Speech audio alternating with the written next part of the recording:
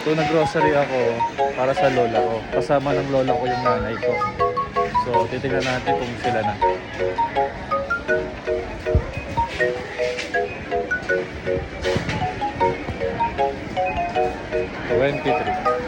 So wala pa, doon pa yung lola ko. Sila na yun.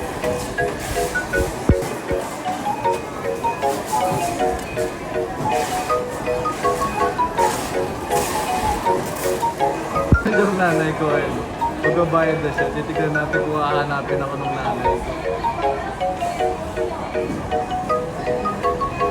So kasi may pera yan si mama, sigurado hindi ako hahanapin.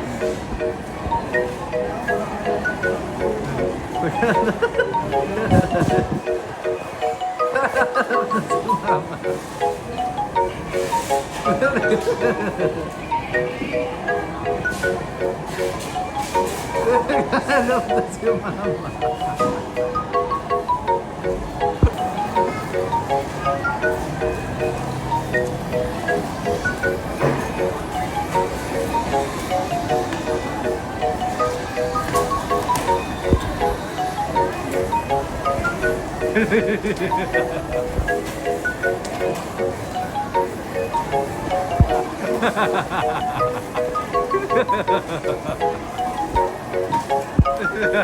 Wala ka, ikaw babayad.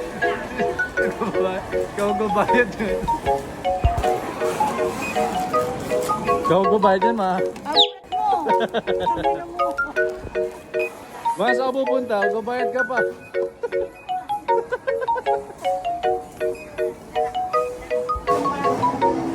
Ayan, pinamili ko sa lola ko. Hati kami ni Kuya dito. Tapos si Marie, isang sakong bigas.